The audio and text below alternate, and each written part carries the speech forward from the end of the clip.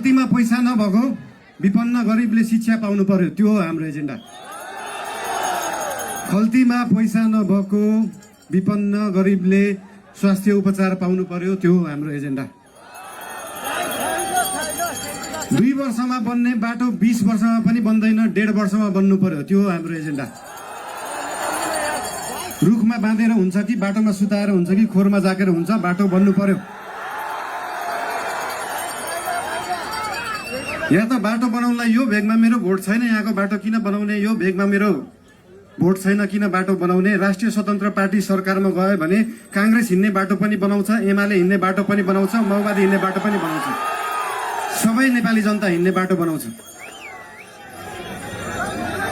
मान्छेले देशलाई स्विजरल्यान्ड बनाउनु पर्छ भन्छन्, स्विजरल्यान्डको बाउ बढी मालिका यही छ, किन बनाउनु पर्यो स्विजरल्यान्ड? स्विजरल्यान्डको पराकाष्ठ रामा रोशन यही छ, किन बनाउनु पर्यो स्विजरल्यान्ड? खप्तड नेशनल पार्क यही छ, किन बनाउनु पर्यो स्विजरल्यान्ड? हामी नेपालीहरू माल भएको चाल नपाएको मान्छेहरू पर्यौं। भएको चिज देखाउनै सकेका छैन, सुदूरपश्चिमलाई जोड्नै सकेका छैन। सुदूरपश्चिम त्यो दिन जोडिन्छ जुन दिन सुदूरपश्चिममा एकदम धेरै कलाकार हुनुहुँदो रहेछ, 8 लाख सब्सक्राइबर भएको, 1 मिलियन सब्सक्राइबर भएको, तर त्यो गीत काठमाडौँको चोकचोकमा बज्दैन। जुन दिन सुदूरपश्चिमको गीतहरू काठमाडौँको चोकचोकमा बज्छ अनि बल्ल जोडिन्छ सुदूरपश्चिम काठमाडौँसँग। सुरुमा त गीत बज्नु पर्यो, त्यसपछि आवाज बज्छ, त्यसपछि माग पूरा हुन्छ। सुन्दा सानो जस्तो लाग्छ, तर त्यो हो राष्ट्रिय स्वतन्त्र पार्टीको एजेन्डा।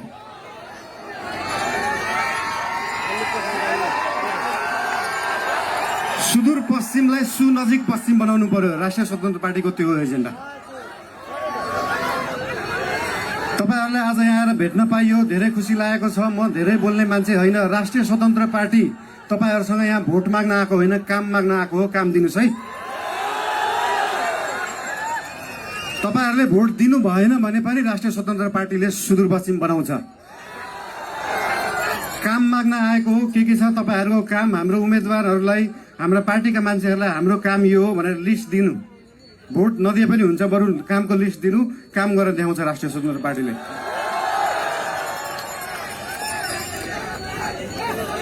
हजुर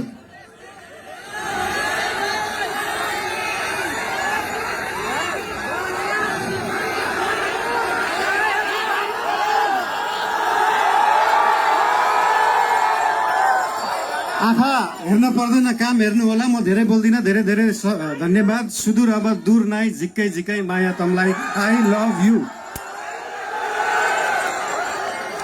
बाजोपन सम्बन्धी कुनै पनि समस्या समाधानका लागि सम्झनुहोस् Hardik IVF and fertility centre, Sinamangal, Kathmandu.